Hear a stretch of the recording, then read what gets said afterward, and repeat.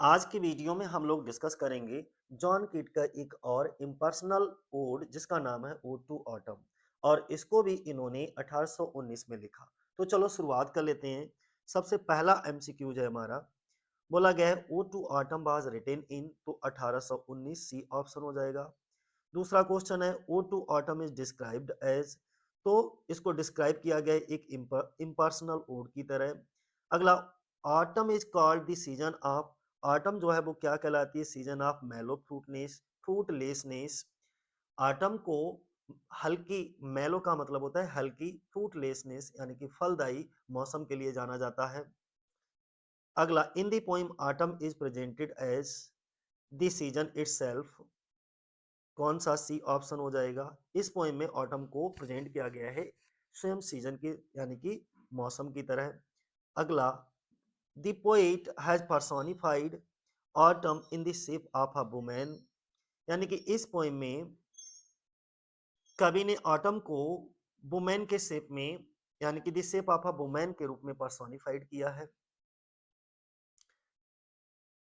एक औरत के रूप में दिखाया है, ऐसे समझ लो। अगला क्वेश्चन क्या है? Autumn is shown as all the following except, पतझड़ को इन सभी रूप में दिखाया गया है सिवाय नाविक, डी को छोड़कर बाकी हार्वेस्टर, रीपर, ग्लीनर ये सभी हैं इस रूप में। पतझड़ को दिखाया गया हार्वेस्टर, रीपर और ग्लीनर, आपको पता ही है बीनने वाला होता है उसे। सातवां क्वेश्चन है हमारा, autumn is also shown as cider maker, ठीक है, ए ऑप्शन हो जाएगा हमारा। The poet initially regret the absence of, ये जो पोइट है, कवि है, कवि को शुरू में किन चीजों के ना होने का अफसोस होता है? तो बसंत के गीत ना होने का अफसोस होता है, song of spring, C option हो जाएगा।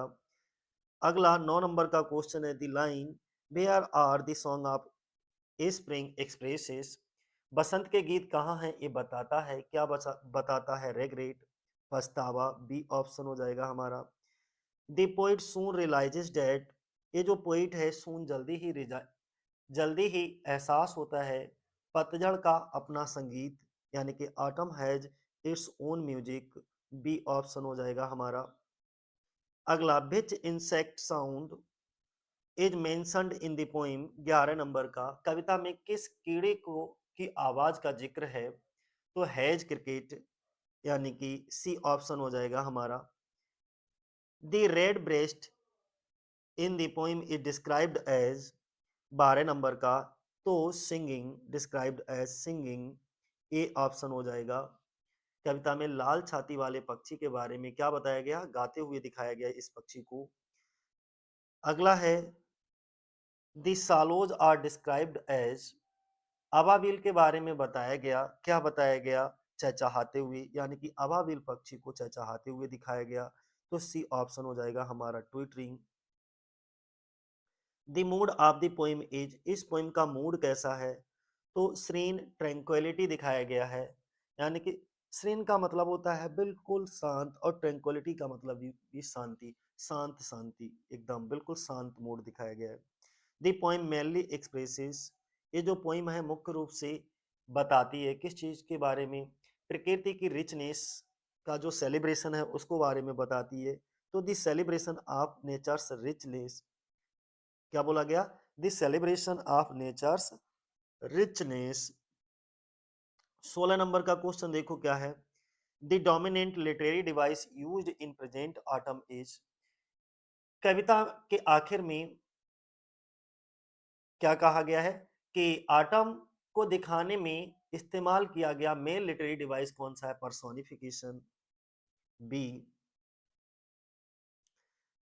17 नंबर का क्वेश्चन है, the poem ultimately conveys the feeling of, कविता आखिर में किसकी फीलिंग बताती है?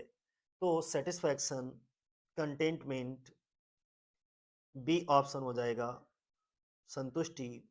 The atmosphere of the poem is best described as, 18 number का, कविता के माहौल को सबसे अच्छे से किस तरह बताया गया है? तो peaceful and calm, B option हो जाएगा हमारा। 19 नंबर का क्वेश्चन है, the poet's change of attitude shown, यानी कि कवि के एटीट्यूड में बदलाव दिखाता है। क्या दिखाता है? Realisation and expectation. C option हो जाएगा हमारा। 20 number, O to autumn is primarily a poem about. O to autumn मुख्य रूप से किस बारे में एक कविता है? तो मौसमी खूबसूरती और संगीत के बारे में एक कविता है। सी ऑप्शन हो जाएगा। Seasonal beauty and music. पहला है, O to autumn was written in, कब लिखी गई? 1819 में। The poem is impersonal in tone. ठीक है। Autumn is described as the season of mellow fruitless fruitfulness. Autumn is presented as the season itself, not merely a background setting. फिर the poem uses personification as its major poetic device. Autumn is personified in the shape of woman. She is depicted as a harvester. Autumn के लिए बोला गया है। अगला, she is also shown a reaper. Autumn is appears as a gleaner. She is described as a cedar maker. The poet initially asked, where are the song of spring? This question reflects a momentary regret. The poet quickly realizes that autumn has its own music.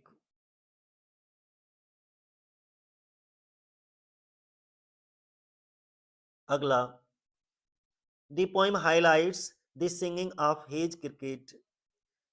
It mentions the rustling of the red breast.